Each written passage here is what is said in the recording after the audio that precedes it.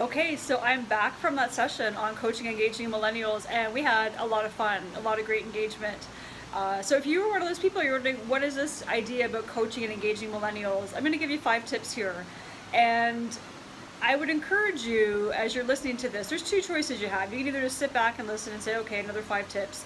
Or you can actually have that growth mindset and say, all right, so I'm going to take this time, these couple of minutes, and I'm going to listen.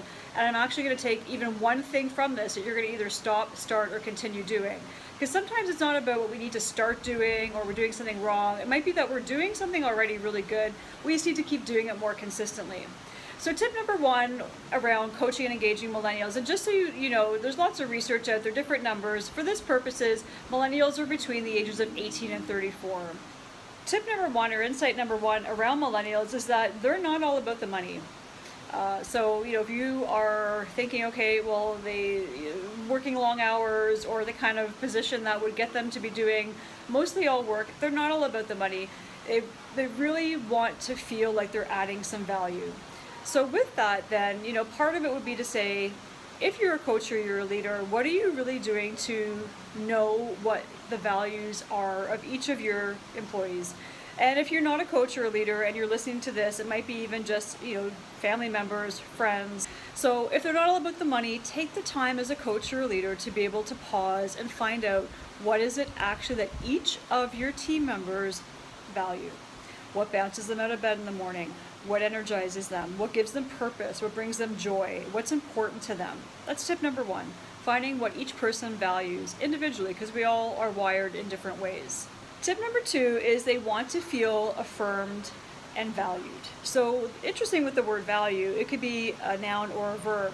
Last example, it was more of a noun. This example, they're more of a verb. So they want to feel valued. What does that mean for you as a coach or a leader? Just do a check-in. How often are you actually pausing and giving some feedback? Did well is even better ifs to your team members. If you're thinking, I do annual performance appraisals, that's not coaching. That's an annual performance review. So the encouragement here, the tip is to really look for opportunities to engage those millennials or other team members even around how they are valued and how they are appreciated. Okay, so tip number 3. They want to feel like they make a difference. We all want to make a difference. However, there's a PwC global survey that was done that says 50% by 2020, 50% of staff, so employees and clients out there, are millennials. Pretty interesting. So really then, if you think you want to make a difference, find out what that means for each person. You hired them for a certain reason. So why, what is it that you hired them for?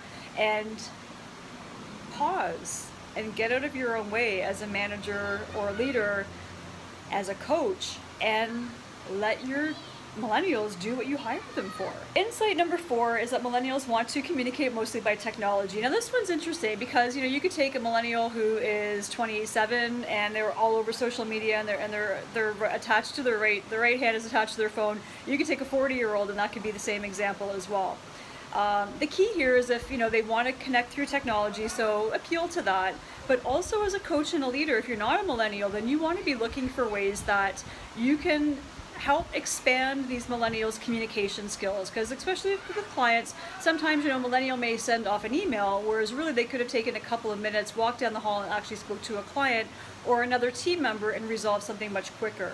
So with that millennial generation, if you're finding that they were born more and they're using technology more, really as a coach or a leader, again, appease that style and that preference.